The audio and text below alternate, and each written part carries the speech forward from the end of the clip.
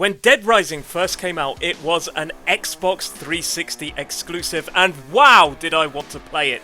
It is the first time that I have ever had proper console envy. Now, I love a good zombie game. You can tell that from the fact that I've covered things like Dead Island 2 and Dying Light 2, and I have a fair few Resident Evil games planned for my What Went Wrong series. But in all honesty, among the sea of zombie-related games, Dead Rising stood out because it was a fun arcadey romp that saw you killing as many zombies as you could in the time allowed. Hello everybody, I'm Roy McCoy and welcome to my latest episode of What Happened To.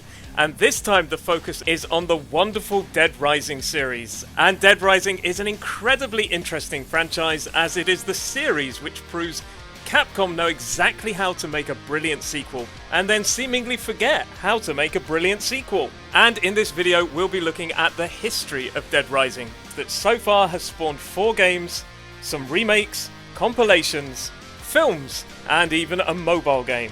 And after the history, we'll be talking about what went wrong with this series, before firmly moving on to that ultimate question: could we ever see another one? Before we get started, don't forget to like this video as it really helps it to do well. And if you're scared of being bitten by a zombie, please consider subscribing. I'm not sure how that helps, but maybe it does. And let me know in the comments below if you have any thoughts about this series or any other series that you'd like me to cover in my What Happened To videos. But after those wonderfully shameless plugs, let's crack on with the history of Dead Rising. So, as I said in my introduction, the first Dead Rising appeared on the Xbox 360 and was an exclusive. Now, at that time, I owned a PlayStation 3, and I thoroughly loved it, but when I saw Dead Rising and I saw my friend playing it, I had what can only be described as console envy. Now, I didn't choose PlayStation over Xbox out of some kind of brand loyalty. I'd owned an Xbox in the previous generation, but sadly due to financial constraints and an interest in playing MotorStorm, God, what happened to MotorStorm? I'd bought a PlayStation 3 and sadly couldn't at that time afford to buy a 360 as well. So I had to watch with envious eyes as my friend took on the character of Frank West and smashed hundreds upon hundreds of zombies' heads in. And that is the game in a nutshell. The first game is an arcadey, fun, zombie smashing, open world adventure game, and is of course a survival horror game in the least frightening of fashions. You take control of a character called Frank West, who is a journalist and adds an interesting dynamic of being able to take pictures and score points depending on the pictures that you take. So if you can get an action shot with people getting killed, or a funny shot with a zombie with a novelty head on it, all the better for you. The game takes place in a casino mall, and interestingly also has a countdown system. You have 72 hours to save as many people as you can, kill as many zombies as you can, and take on a variety of different psychopaths who acted as a kind of boss fight. And as I've just said, you also had to rescue other survivors who had, in this game, pretty poor AI. They would not be survivors on The Walking Dead for very long, that's all I'm going to tell you. But the thing that made this game such a joy was the arcade-style fun element where you could just kill zombies with such bizarre weapons. Things like records, lawnmowers, tennis balls, benches, baseball bats, hammers, shotguns, and loads of other weird and fun weapons. And when I said earlier that this game did something a little bit different, it was just because it didn't take itself too seriously. However, there was also, of note, a permadeath system, which meant that when Frank died, you would have to start the game again from the start. The game was developed by Capcom and, as I said, released on August the 8th, 2006 for the Xbox 360. The game sold really well and was received well by critics. As of making this video, has a Metacritic score of 85 on the Xbox 360, but I'm not yet going to talk about the PlayStation 4 version. We'll save that for a little bit later. So, a very respectable 85. The biggest problems that the critics mentioned was the AI of the survivors, and also there was a very strange system of saving the game, which meant that you could only save your progress in toilets or in the couch in the main area. And as I've said, that permadeath system meant that at times this game was a little bit brutal, combined with the countdown system and the problematic AI of the survivors meant that quite often these people would just die. However, as I've said previously, the game sold really well, and when games sell well, they make a sequel. However, before Dead Rising 2, we got a remake called Dead Rising Chop Till You Drop in 2009 on the Wii, which used the same engine as Resident Evil 4 Wii Edition and featured more of an emphasis on shooting and firearms, and had a structured mission system rather than free roam. This was down to the fact that the Wii's hardware didn't have the capabilities of the stronger Xbox 360 or PlayStation 3. There were also smaller maps and reduced enemy counts, and the removal of that interesting photo system. And while they did add some new enemies, sadly the game was not well received and scored a quite miserable 61 on Metacritic. So at the moment, with the first game we got a hit, and on the Wii version remake we had a bit of a miss. But what fans really wanted was a sequel. And in 2010, Capcom once again delivered Dead Rising 2. And this time the game came out on the PlayStation 3 and Xbox 360 at the same time in September 2010, and very soon after, just a few days later, on the PC. And as I said earlier, Dead Rising 2 is the proof that Capcom knows exactly how to make a great sequel. It took everything from the first game and just made it better. The countdown was back, the psychopaths were back, absolute carnage of killing as many zombies as you could was also back, and this time they'd improved the game a little bit, which is what makes a great sequel. Take what's good about the first game, don't change it, and make the other things better. And now at this point I do need to say it wasn't the perfect sequel. One thing I didn't love about Dead Rising 2 was the removal of that photography system that was so interesting and iconic in the first game. And I do think that the removal of this system is represented in its final Metacritic score. So this time you took control of a character called Chuck Green, and the game was set in a new location in Nevada, 5 years after the first game, and this time your daughter, who had been infected by the zombie virus, needed regular treatment to stop her turning into one of the dead. The game also spawned 2 pieces of DLC, called Case Zero, which was a prequel to Dead Rising 2, and Case West, which featured Frank West from the first game. On top of all the brilliance of the first game, Capcom this time decided to include an online multiplayer co-op system, so you could work together with a friend to take on the hordes of the dead.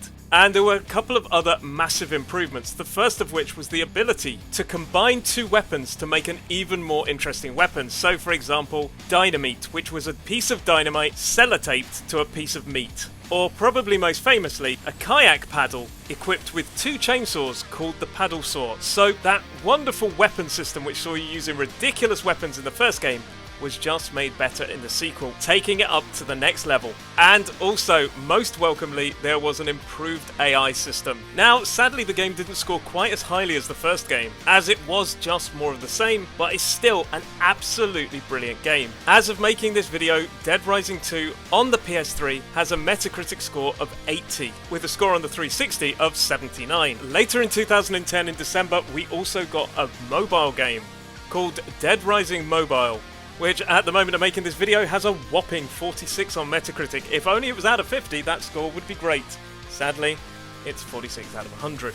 And just a year later, Capcom Vancouver brought us another entry into the Dead Rising universe, and this time it was Dead Rising 2 Off the Record. And this was a kind of spin-off slash remake, and basically featured once again the character of Frank West from the first game in a kind of what-if scenario where Frank West was actually a journalist in the plot of Dead Rising 2 rather than Chuck Green. The game itself isn't considered canon, and brought back that wonderful photography mode that had been missing in both the Wii version and Dead Rising 2. However, most of the critics didn't love it, with it scoring a 72 apiece on the PS3 and Xbox 360, and just 66 on the PC according to Metacritic, with most reviewers aiming their criticism at the lack of improvements. And while they did praise the re-inclusion of that all-important photo system, the game just lacked a level of depth. And it's interesting because most people blamed the 2 later games, Dead Rising 3 and Dead Rising 4, as the moment that the Dead Rising franchise started to go a bit wrong. But for me, Dead Rising 2 Off the Record should probably be called Dead Rising 2 Going Off the Rails, because for me,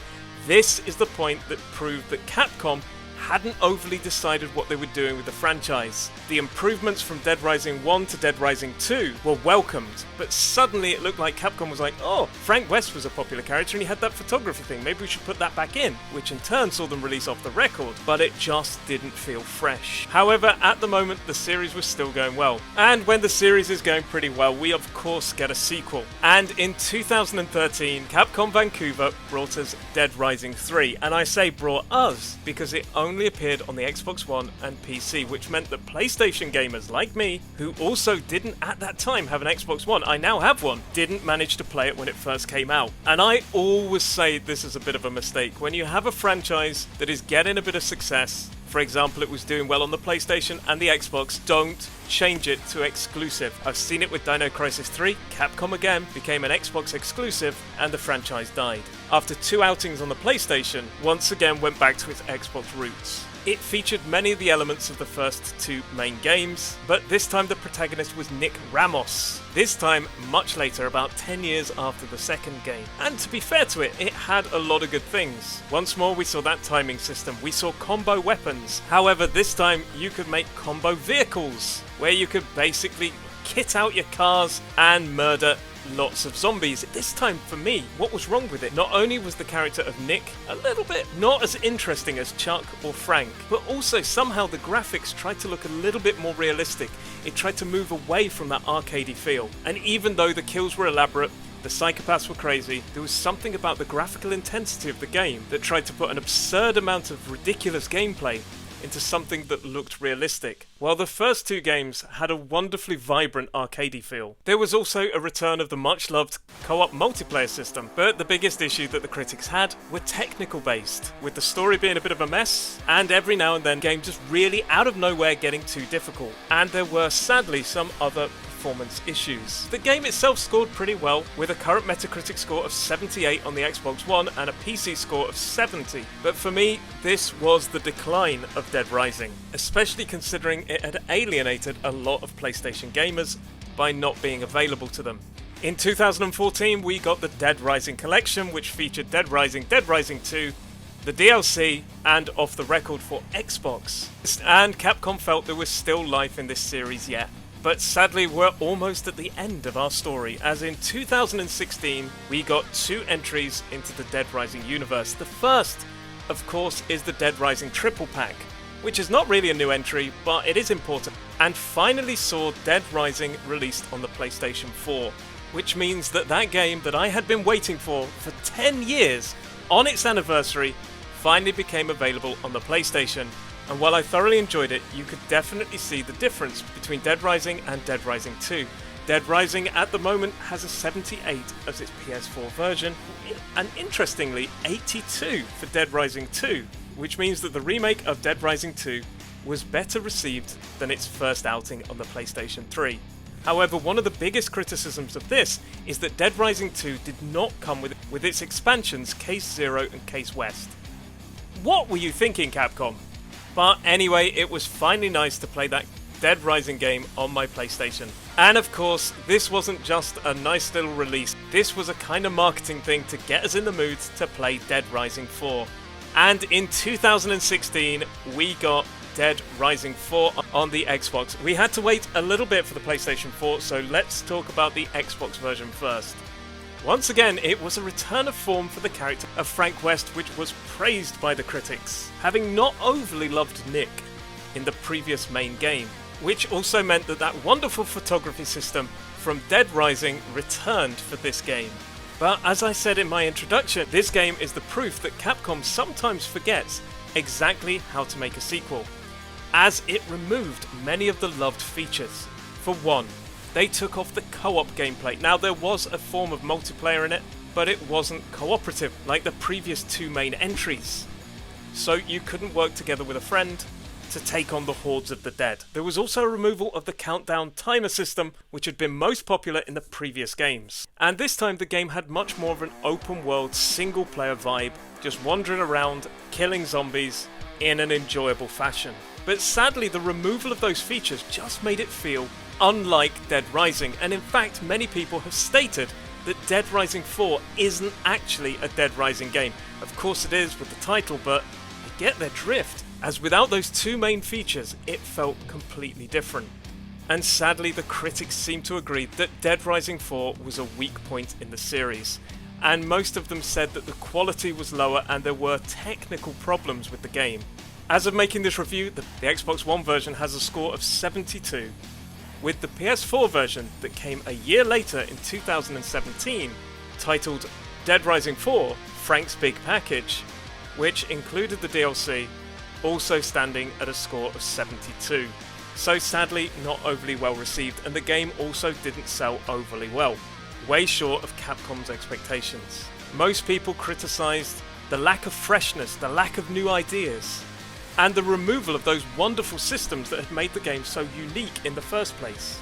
Now, before we move on to what firmly went wrong with this game, it is also important to note that there was a Dead Rising 5 in the works at Capcom Vancouver, and the game was due to be set between Dead Rising 2 and 3, and would have once again seen the character of Chuck and his daughter returning to the game, this time set in Mexico, which sounds incredibly interesting. However, due to the poor sales, the project was cancelled, and Capcom Vancouver was actually shut down in 2018, which pretty much signals the end, at least to this version of Dead Rising 5. So that's where we're at the moment. Let's quickly summarise those factors that led to the decline of the Dead Rising series. And first of all, I'm going to say the lack of freshness.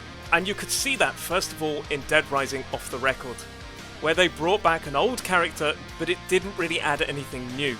And that lack of freshness can be seen in Dead Rising 3 and 4. The technical issues of those two games obviously didn't help. And of course, I think you can always state the lack of sales is a big issue when coming to sequels. But the biggest reason for me is that Capcom seemingly wasn't sure what to do with the series as a whole. They kept chopping and changing features, removing, adding things, bringing back old characters, and didn't seem to have an overall sense of direction. There was no overarching story, it was just a world that had been infected by zombies. And while that's okay in an arcadey game, the format gets tired and the fun value eventually wears off. And that is why ultimately Dead Rising 4 was the final version up until now. Let me know in the comments below if you agree with me or you disagree with me, but now let's speculate, could we see another one? And with this, I'm going to say yes. Most likely. I mean, already Dead Rising 5 was in the works and it does have a fan base. Now, obviously some gamers over the years have been put off by Dead Rising 3, Dead Rising 4, Dead Rising Off the Record, and the fact that the first one was probably still the shining light and the best example of these games should tell you that there is work to be done on this and a vision to be created, and that's where I'd imagine now. Now, if we don't see another one, it will be because they have no idea what to do with it, but I'd like to think that Capcom is currently thinking, how can they make the most out of this series? So why not strip it back, take it back to its core? I don't think we need a reboot, a remake, or a remaster, but perhaps a new Dead Rising game with a bigger open world, more fun, more explosions, more excitement, more of an arcade feel, and ultimately taking it back to what made it great. A timer system. We don't necessarily need the photography system, but that's always cool. Why not make an open world game that just has the fun and magic of the first game? And that's what I'm hoping they're working on at the moment. But I don't think we'd be seeing one for a long time yet, sadly. Let me know in the comments below, would you like to see another entry in this series? Would you like it to be crazy, wild and goofy fun? Or would you like it to be more serious? Let me know in the comments below, let's have a chat about it. But for this video, this is me, Roy McCoy, out!